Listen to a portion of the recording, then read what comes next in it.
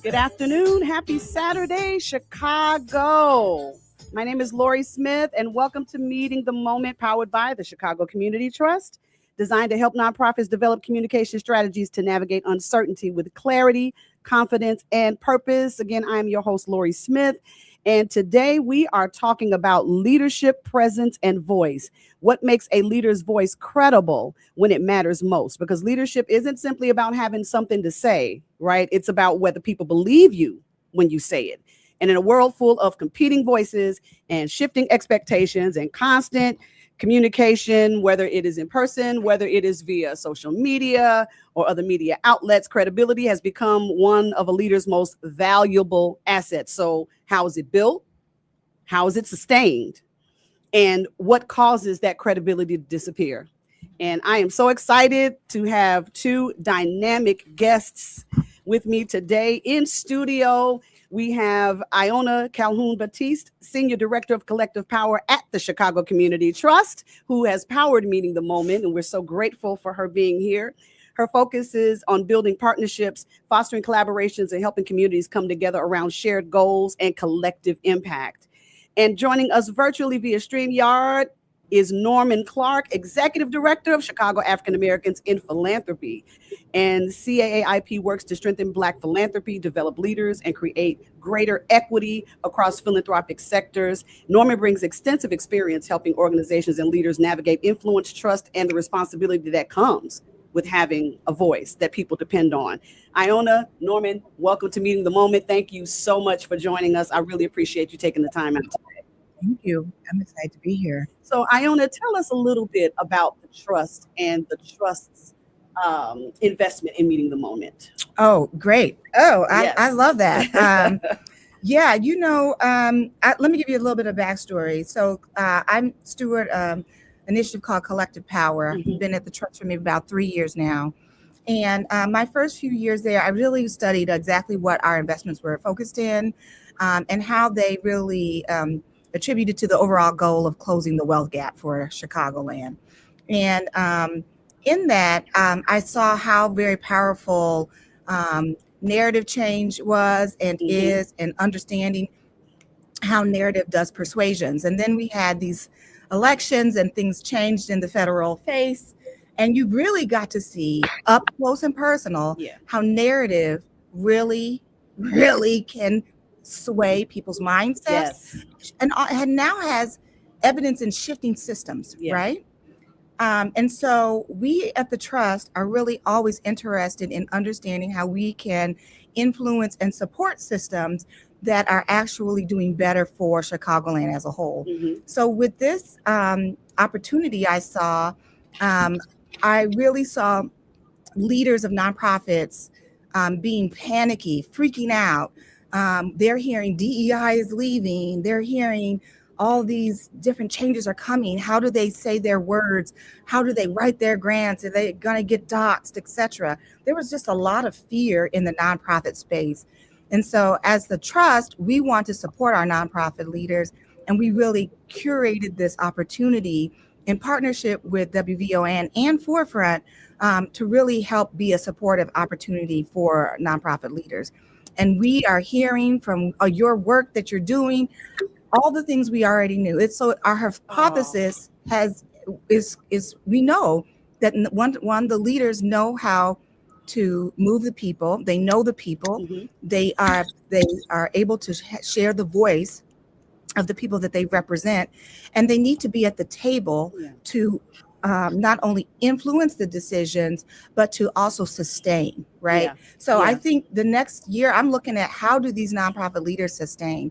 And so that is Mhm. why we are here. That is why this trust has invested. And we're really excited to see what's going to be coming forth out of this. Oh, I'm really great. I'm so grateful for that. I'm so grateful for that. We're really excited about the work that you've entrusted us with and can't wait to see what the next phase looks like. Norman, how are you today? Fantastic, Lori. How are you? Good, good. Tell the listeners a little bit about you and a little bit about the work that you do at CAAIP. Absolutely. My name is, again, I guess they can hear me. My name is Norman Clark. I'm Yes. the Executive Director of Chicago African Americans in Philanthropy, and we call it CAPE. And so, almost like the woman's name, Kate, but instead of a T, it's the P. Okay. We're an affinity group for Black people to work across philanthropy in Chicago. But as a group of Black people working in philanthropy in Chicago, we also embrace the greater social sector. And so we bring in our partners from our community-based organizations and anybody essentially working in a nonprofit that needs support in various numbers of ways. And so one of our main opportunities is to strengthen leadership positions within philanthropy, with the hope that by having more people at the top that represent us, that look like us, that have the lived experience of Black people, that would increase the investments within our Black communities. We realize that we can't do that on our own. And so what we do is we bring in our nonprofit partners who are actually doing the work on the ground and bring them in the room with the funders to help build and strengthen relationships. And so it's a simple model of putting the people that have access to the money in a room with the people that need the money, with the backdrop that they will work together and develop strategies that will really provide solutions and policy mechanisms to improve our community, and that we can see a visible difference and impact. Yeah. Let me ask you, Iona, a simple question, but I know it's going to be a very complex answer. When you hear the phrase leadership presence, what comes to mind, particularly in the current climate? When I hear leadership presence, I think of a leader who is done their research, who has the lived experience, the whatever that kind of educational experience or whatever the skill sets are that are needed, yes. And that they have a persuasive understanding of and knowledge of not only the issue but the solutions. Yeah. And then have teams around them to help steward and do the work and do the work that requires to get to those solutions. So when I hear that, that's really what I think. Yeah. Norman, in your experience working with CAPE, what makes people trust one leader's voice over another? There's a couple things. To be able to build trust, you have to be consistent, right? You have to be really consistent in what it is that you do. People trust people that they can believe in, that they can show up, and they can find them wherever their place is. If you're talking about an after-school program, if you're talking about church, if you're talking about school, people believe in people that they can define and they have access to. And so I think being consistent with where you are, how you present, how you share information, and how you show up for people, I think is one of the key things. But then also being a good listener. In this space, you have to be a good listener because you're, particularly in an organization like CAPE, where I'm listening to community partners, I'm listening to people that are supporting people that are actually living through trauma in the community. We're all trying to figure out how to support them. You have to have a skill set that allows you to listen and turn what you hear into action, and to do that consistently across the board. And that builds this trust in you. And then once people begin to trust you, they'll give you a little bit more. They'll give you a little bit more. They'll give you a little bit more. And eventually, some people's place gets full. So yeah. How much do you think, for both of you, of a leadership's credibility is built through relationships versus expertise? Oh, relationship is everything. I mean, I just came from a wonderful leadership retreat that just talked about respectful truth in building a relationship and how important that is. Respectful truth. Oh, yeah. Can you please unpack that? Respectful truth is being able to tell somebody respectfully around the things that are either hindering or barriers to them building and really living into a full relationship. Okay. Whether it be employee and manager, whether it be, a funder and a grant partner. Sometimes we have to tell each other respectful truths in order to continue to our relationships to grow and build and really get to the larger things. So I think relationship building, we talk about that a lot. I mean, we have program managers at the trust, and their main job is to build the relationships in the community. We look to them to inform us around exactly what is going on in the community. So they have to have strong relationships, ears to the ground. And you're not going to get that truth unless I trust you, right? So there's a lot of trust building that has to happen. Not so, in order for us to do our job well, then we got to be in relationship with the folks. So Yeah, Norman, same question for you. Do you think that sometimes in this work people rely too much on expertise as opposed to relationship, and how that hinders the work that you guys do? It's a default mechanism to think that somebody has done a study or done some research, and so that is a default mechanism. It's just the way we've been trained, right? You've been trained to think that there's an expert in this field and that they can tell us the answers or provide a solution, when really having relationships with the people, relationships, like Iona said, is the most important part, but how you leverage those relationships is critical, right, as a leader. And so you have the relationships with the experts, you leverage that against the folks with the lived experience, and somewhere there's a through line that helps you identify a solution solution, resolution, or whatever it is you're trying to do. And so relationships are the key. Just the way, even in our court systems, our school systems, we're just used to having people say that they're experts. And right now, if you look at, I was at a conference about 2 weeks ago, and the MC was a curiosity expert, right? And you hear people say, I'm a curiosity expert, I'm a happiness expert, I'm this type of expert. And so it can be somewhat confusing when you're trying to figure out, when you're trying to gather people and organize people to change the existence of a community, when you're trying to balance expertise that may not be grounded in the truth of the lived experience of the people. So relationships all the time. That's a good point that you brought out. Iona, can you speak to that, about that lived experience of the people versus a person's area of expertise? And I use that in quotes because I know that we're all experts in something, but when does that outweigh the effectiveness of the work you can do based on someone's lived experience, based on a community's lived experience? Yeah, I don't know. Sometimes lived experience can come as jargon for being authentic. Yeah. It's in the world of philanthropy, they want people with lived experiences, right? Yes. Because as philanthropists, we're all stewards of other people's money, right? And so other people put trust in us or in the institution to steward the dollars appropriately where they really need to go.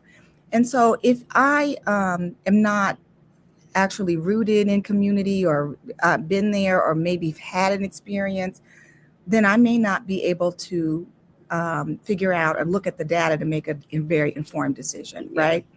Because I've been rooted in community, because I've worn a lot of hats in my 20 plus years in this career, I can pull from a lot of strings where I've had these lived experiences. Right. I worked in violence prevention initiatives for a long time, but I had never necessarily been a victim of gun violence. Right.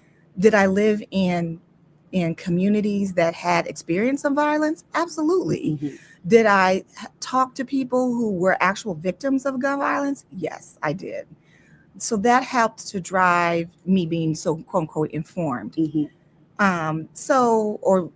Lived experience. So I think sometimes we use this as a jargon for somebody who's like done the research, been there, and again, being authentic with it, right? Yeah. And not necessarily just, having a distanced kind of understanding of the problems and solutions. We're using authenticity a lot, which I think that for the listener who may or may not be working directly with or in partnership with an NPO, that authenticity piece, do you think that might be the difference with the work that you guys do between having authority and having influence? Say more. So in the leadership space of the world of NPOs, a lot of people look at that leadership piece as though it is just a station. That is it's just the chair, it's just the station. They're the chair, they're the executive director, they're the CEO, but I don't think that they understand, back to the relationship building piece, how much that authenticity and that influence drives the work that you do, even more so than the position itself. Yeah, I mean, if you've not been in a leadership position, you can have a lot to say about the leader. Mm-hmm. And it's not until you get into the leadership That's position where I'm going. you Yep. like, oh, Yeah. well, Yeah. I did not know I had to make all these daggone decisions. Yes. And so I think it's real easy to criticize when you have not had the experience. Mm-hmm. When you get in some of these leadership roles and you see all the different things that have to be managed, Yeah. your understanding of it, your mindset shifts, right? Yes. It's totally shifts. Yes. So I think, it's really easy to criticize when you're in a distance. Mm-hmm. However, I will say, though, it is important for people to hold leadership accountable. Yeah. Yeah. Right? Because sometimes in leadership positions, you can forget from which you came from. Mm-hmm. And I think it is critical to have this right balance between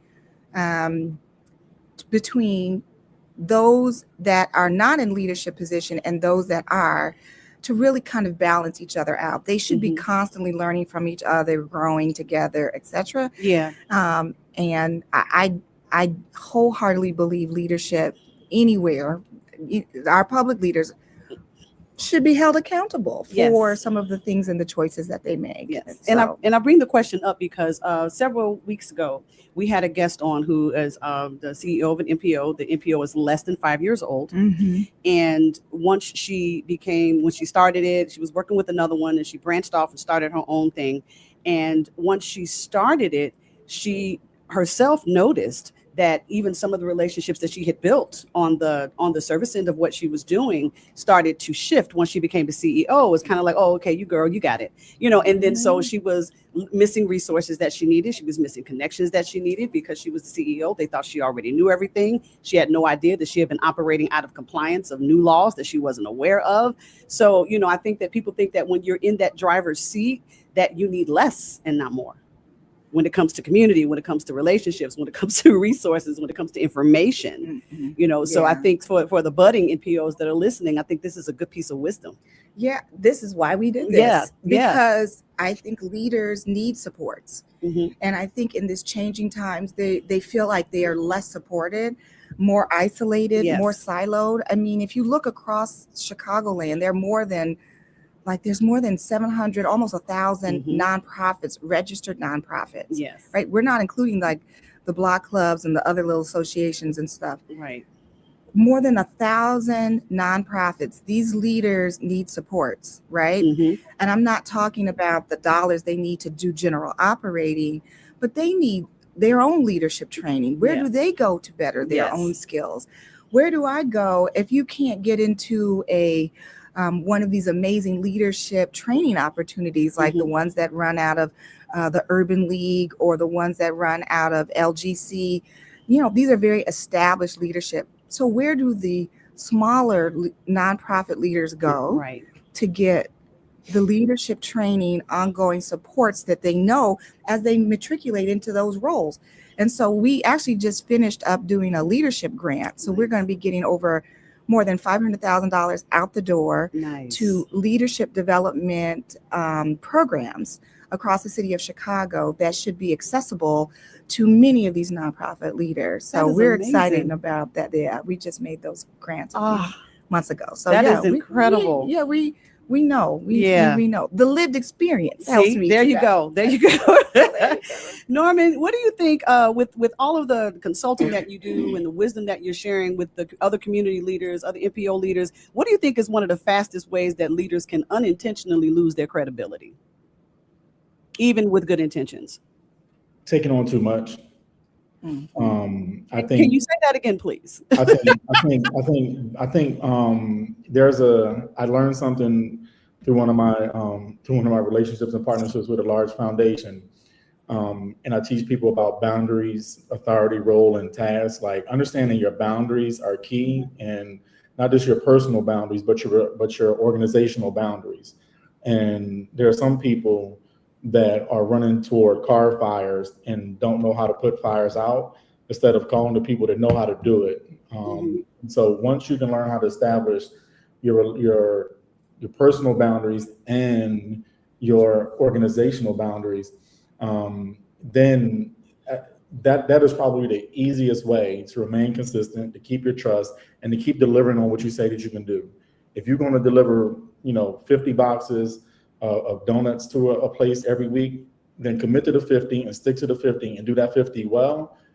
Don't promise to do 75 and having excuses why you're late, right? Yeah. Go back to doing what you're doing consistently. And I think, I just want to add on to what Iona was talking about with leaderships. And if you don't have, if a lot of people, and the person that you were describing, when people step into leadership roles, particularly a lot of times in the Black communities, they don't have the support of the boards or advisory committees or advisory councils and stuff like that that they need. Yeah. Iona is a part of CAPE's advisory council, and that's critical at having somebody that has a systems level thinking to help support executive director or CEOs in that level. And that's something that we can do better in our community, is that providing internal supports through boards and committees to help those directors keep what they need going so they can keep delivering and building trust and building credibility instead of it going the opposite way. That's real good. Listen, guys, I'm joined by Iona Calhoun-Baptiste of the Chicago Community Trust, Norman Clark, who is the Executive Director of Chicago African Americans in Philanthropy, and we're talking about leadership and voice. And we know that leadership isn't just about titles, it's about impact. And every day there are people throughout our communities who are showing what leadership looks like in real time. And let's take a moment to spotlight one of them with our correspondent, Candace McCollum, in a segment we call The Doers. Meeting the Moment is proud to present The Doers, a special feature shining a light on one of Chicagoland's premier nonprofit organizations. They lead with purpose and deliver real impact where it matters most. Now, meet this week's doer.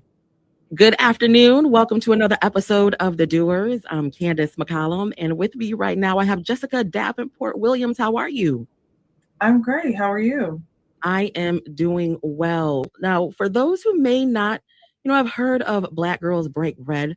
Tell us about your organization and the role that you play. Black Girls Break Bread is a nonprofit organization founded in 2016. I am co-founder and president of Black Girls Break Bread. As I said, it was formed in Chicago in 2016 from a need of being able to create safe spaces for Black women and girls. We hear the term breaking bread all the time. What does it symbolize for you and the women who participate? Yes. And so, 2016 was a very different time than what we're experiencing today. So Black Girls Break Bread has changed throughout the years to adjust to, the climate of the world.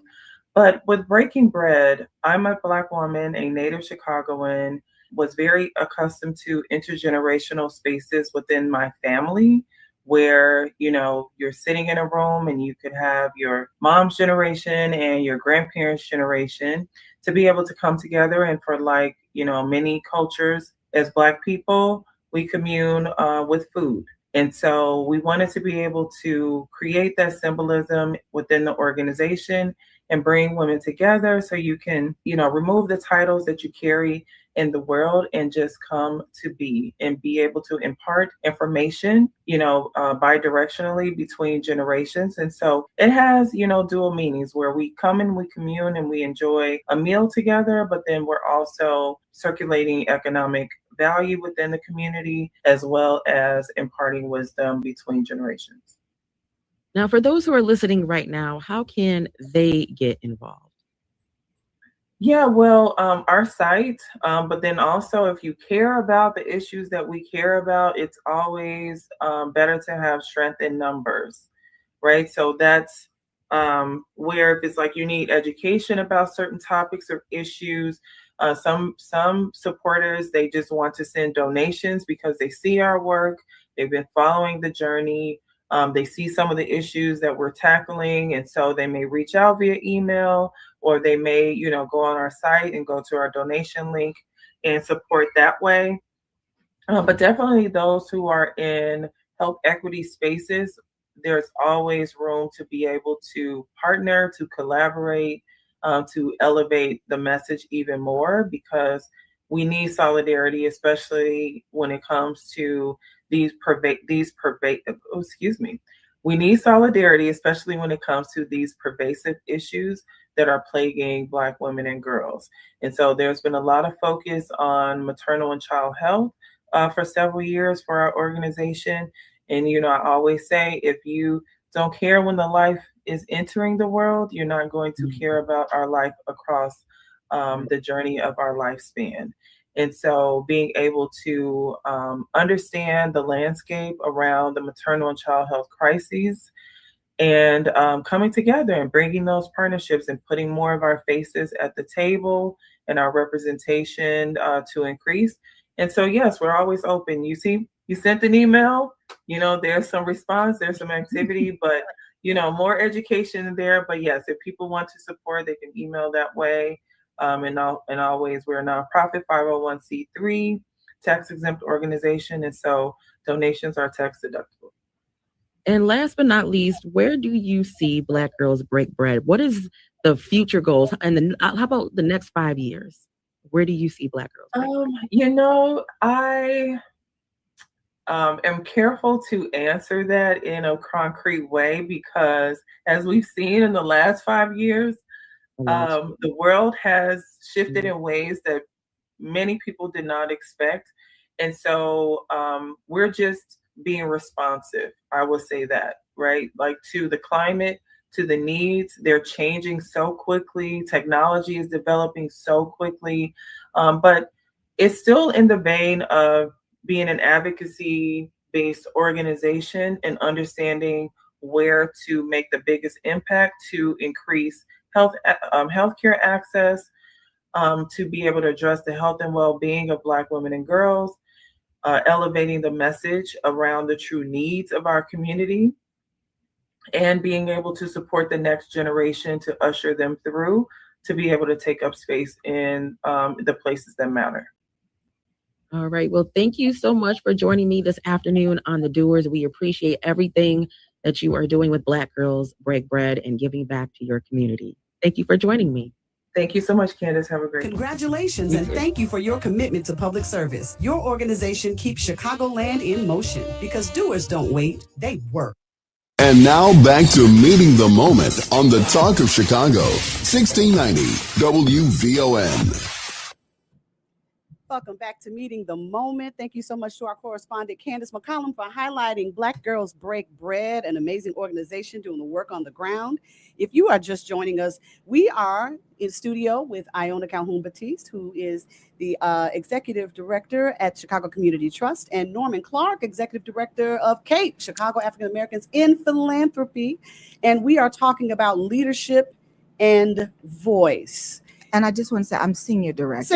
I'm sorry, she's the senior director. Andrea Sines is the executive Hi, director. Andrea. Sorry about that. Yes. And speaking of a leader, amazing leader, and doing a whole lot. Yes, I want to step absolutely. into her role because she does it Absolutely. way, way better than I would ever yes, do. she's Right? absolutely amazing. We're talking about leadership and voice and credibility. And Norman, how can leaders maintain credibility when they're addressing audiences with very different expectations and perspectives? I feel like this is right in your wheelhouse. Authenticity and being honest about what you can do. Like those same boundaries that I spoke about a few moments ago, they remain in effect for when you're trying to remain credibility, right? If you work within your box and if you stay inside your box, people understand you, they trust you, and they believe you, and they will also trust that if you don't have the answer, that you will partner with them and learn with them on how to get there. And so I think remaining authentic. I used to work in various organizations, and I promised myself that I would on the other side of life, before I came into nonprofit space, I promised myself I would, whenever I couldn't be myself walking through a door, I would leave. And I had leadership roles in those positions, and if I was compromising myself and who I was and any of my values, then I would leave. And I think that remaining authentic, honest, and proximate to people, right? Proximity is important for leadership, particularly in Black communities. You know, the closer you are to understanding the people and where they are and to the problems, the more likely they are to listen and learn and follow you when you provide them what you think is a viable solution for a better outcome.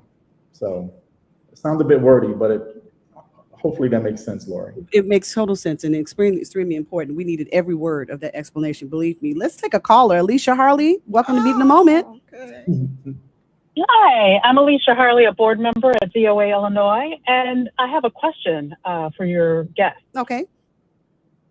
So philanthropy often gets framed as something that happens to Black communities rather than from Black communities.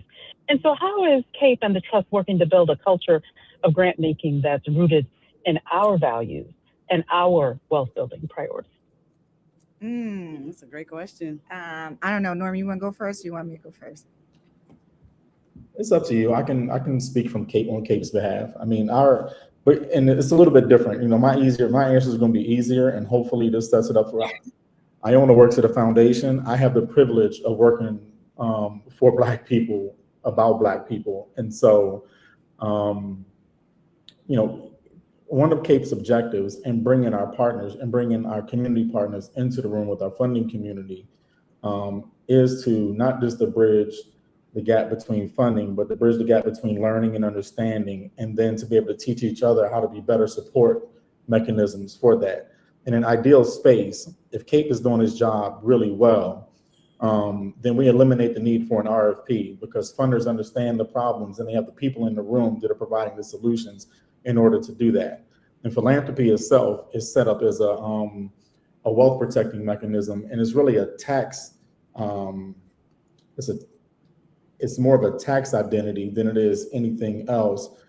And what we teach people through CAPE is that philanthropy is not charity. And a lot of folks in the Black community think that philanthropy is charity. It's not. There's charitable acts through philanthropy, but they're not charity. Salvation Army does charity.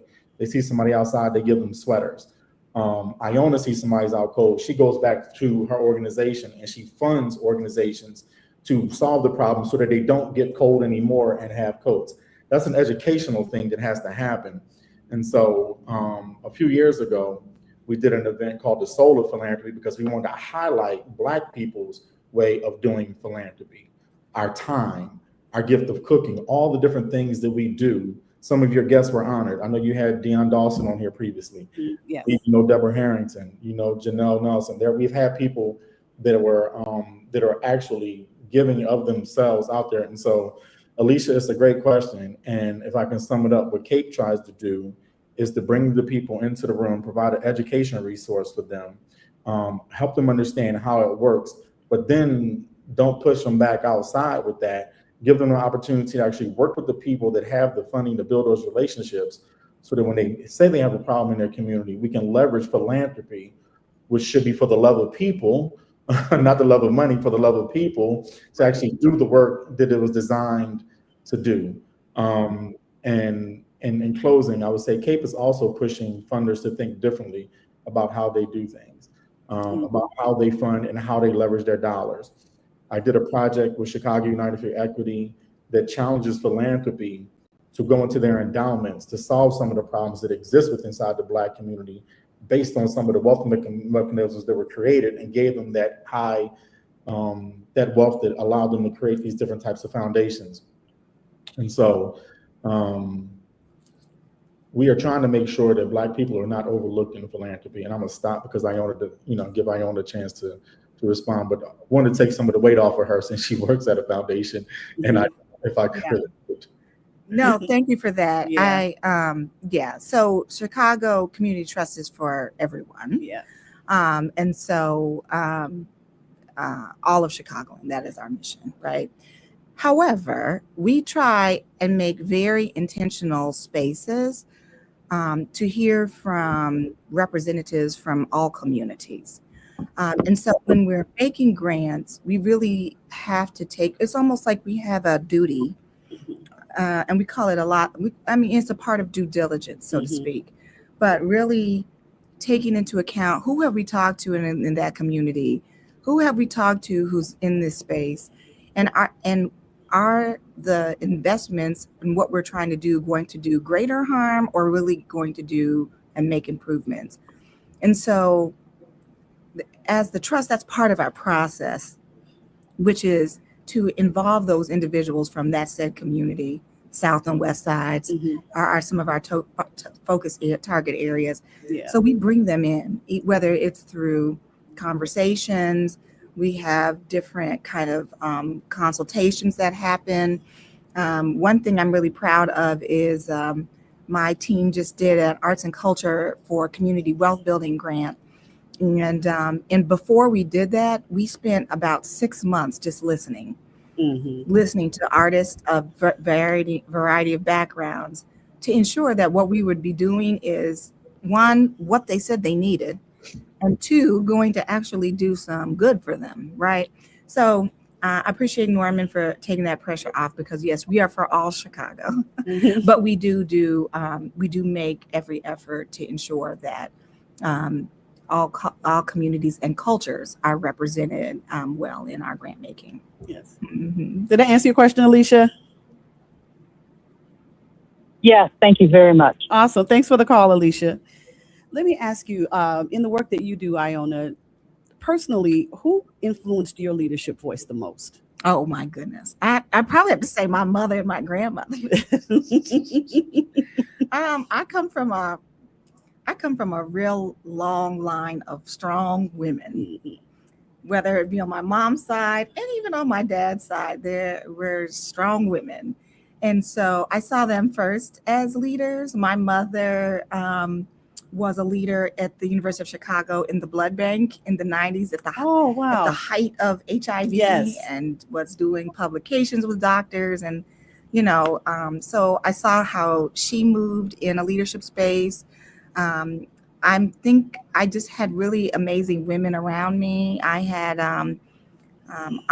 Dr. Fannie Rushin is my godmother, and part of the civil rights movement, was a member of SNCC. And I saw how and young, I'm just like, why is she always talking about the community and people or whatever else? And you don't really get it until I got older and in school. So when I see a leader, and then I've had some amazing supervisors in my career.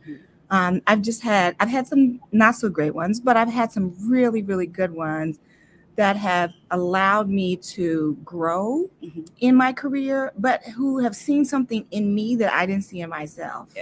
Right? Like a dear good mentor of mine, Peggy Davis, saw something in me that I didn't think I was ready for. And I was like, when I got into space, I was like, oh, I'm ready. So I think you do by seeing, I do, we, you do, we, what is it? We do, I do, we do, you do kind of thing. Right. Yeah. And so having a strong leader who knows how to coach, it's that coaching that helps to bring out some of the qualities that you need. That's amazing. Same question for you, Norman. Who has influenced your leadership voice? I'm going to blame it on the people, right? Like there's just the community helps. The community has made me the leader that I am, and the people that surround me, they give me the correction when I do something that's not necessarily right or didn't come across as right. That allows me to pivot and make a real time change that can be reflected in what it is that we do. But I've across my career, and I had a career in retail prior to coming to, I was trying to save that. I try not to say that because I say it so much. Look at Iona's probably grinning because I try to but I come from systems where you have to pay attention to a lot of people. I work in stores where you have to pay attention to the people, the systems that are operating the people, in environments that in some cases we had 20 to 25,000 people walking through the door, and trying making sure that each one of them had a great experience. You had to make sure that the people that were serving those people, the salespersons, the stock persons, the managers, were all well taken care of. And so when you have a broad perspective like that and trying to make sure that everybody has a great experience, you learn how to listen, and you hopefully and prayerfully learn from your mistakes. And then people begin to believe in you like that. I've had excellent surroundings of people. I can't name just one or two people, but even just, Iona in my time in Chicago has been critically helpful in keeping me connected to the people, understanding when I did things well, and then understanding when I didn't do something just right. The rest of our board, Ion Singo, Tamika Christian, Bree Perry, all helped me keep moving these things forward. Ken Jones, the Chief Equity Officer, Chief Financial Officer at the MacArthur Foundation, fantastic, and just giving me small tidbits of guidance and things like that. But then listening to our actual membership, when they give me feedback and say, Norman, you're talking too much, go on mute, and then learn how to be quiet. Or they say, Norman, go to the front because we need you in the front right now. Yeah. That helps me understand who they want me to be. And I think that's the type of leader I am, who the people want me to be, and not giving them something that I am, right? There was a point in my life where my friends had to explain Norman, and I promise I don't want to go back to that. I don't want them to explain and say, oh, that's just Norman, right? Yeah. So learn how to listen. And so my leadership is guided by the people that I support. Yeah. You know what? A lot of Norman's answers, yours too, but a lot of Norman's answers are leading me towards emotional intelligence and how important emotional intelligence is in leadership, particularly in the philanthropic space, in the space where you're advising NPOs. Can you talk a little bit about that? Because I do think that for some, and you and I kind of touched a little bit offline about it, I do think that for some, they don't realize how important it is to have that. The emotional intelligence. Yes. Yeah. I get it. You know how I get it is because I have an undergraduate degree in psychology, and I have a master's degree in developmental psychology. So, and the first 15 years of my life, my career life, I was a practitioner, mental health practitioner. So when I switched over, I was like, oh, I'm not going to do mental health therapy anymore. But even in leadership roles, you find people in your chair. You're like, oh, Lord, oh, Lord, you know, my employee is sad, or my employee is not happy. What am I doing? How do I need to think of this? So you really do have to have emotional intelligence in order to help guide some of the decisions that you're going to make. It's critical. I cannot explain. It helps support your relationship building.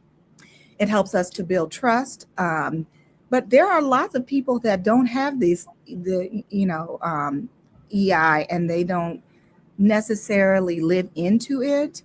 But I think I've even seen my friends grow in their leadership journey, whereas they might have been abrupt and like, not really, I don't know. I say, you do this, what I say it, or like not have this capacity to realize where another person is coming from before something comes out of your mouth. Yeah. Like that is a development that we all must go on in order to be really good leaders. Yeah. And I think having the emotional intelligence of when to lean in, when to lean back, when to be supportive, when to be a little hands off, when to throw up barriers, when to take down barriers, all of that is like a nuanced art.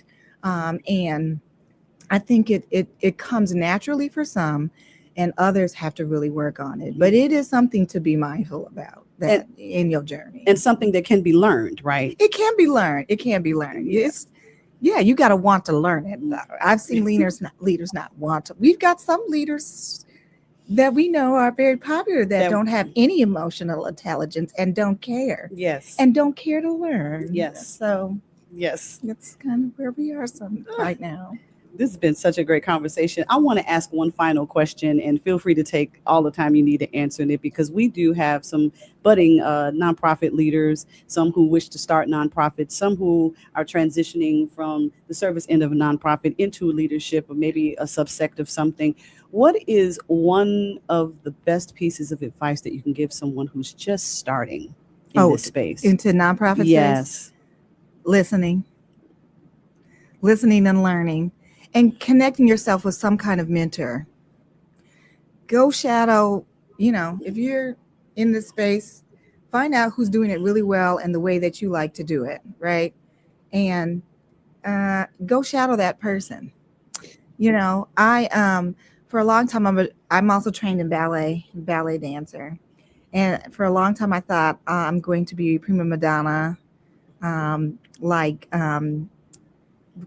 before Misty Copeland, because I'm a Yeah. little bit older than she is, but I had dreams, Mhm. and but my knee and my ACLs did not have the same dreams, and so the body had something different, and but I looked at women leaders in that space to say, who do I need to be like? Right? Judith Jamison was like the helm of Yeah. Alvin Ailey, Yes. right? You had so many leaders at the Dance Theater of Harlem in New York. And I really looked to them like, how do they do things? And I studied, and this is before internet. So you really had to be intentional about it. But now, you can put it in Claude and everything can pop up about the person. Yes. Yeah. But you have to be, I think, I can't stress around mentoring and pairing yourself with the right kind of mentor. And also leaning in and saying, you know what, this mentor, maybe I've learned what I can from them. I need to move on to somebody else. But I love shadowing and mentoring, and I try to mentor as many people as I can. As a hand up, I really pride myself on being able to, push forward and help others come along with me. So that would be my best piece of advice: listening, research, and find a really good mentor or mentee, many mentors. Yeah. Yes. Okay, Norman, I'm going to toss it to you for the last word. Thank you. I think everything that Iona said, and some of the things that I get when I speak to folks that are just coming into this side, particularly because a great portion of their role requires fundraising, right? So you have your mentor, you're learning how to manage through the systems. A part of emotional intelligence is also learning how to manage your emotions. I see so many people in this space that is different than having emotional intelligence, but being able to actually manage your emotions and make a business case for what it is that you're doing. A lot of the passion is driving your reason for why you're doing the work, but passion doesn't always actually get you the funding or the resources or the people that you need to actually do it. And so being able to sit back sometimes, assume positive intent with the relationships that you're building and the people that you're talking to, manage your emotions, and then learn how to listen, right? So Iona says something like listening is great, but actually learn how to listen. Ask people what they said, repeat it back to them, make sure that you heard it. A lot of people are waiting to talk, and I teach young people that stop waiting to talk and just learn how to listen to what people are saying. And a combination of these things, along with your passion and what made you decide to get into this business, will help push you forward. But not doing some of those things, not listening, not managing your emotions on the other side, can leave you in the deficit, and a deficit that you think belongs to somebody else, but is really reflected on how you're managing your own self. And so the other thing that I say to everybody is to make sure you learn how to take time for yourself in this. Don't get so engrossed in starting a business and wanting to be great and wanting to impress upon other people what it is that you're doing, that you lose time and you lose track in taking care of yourself. Burnout is true. Overexhaustion is true. Or being overwhelmed is true. And a lot of times we don't even know that we're in those places because we're so used to living in it that we don't understand what it is to live outside of it.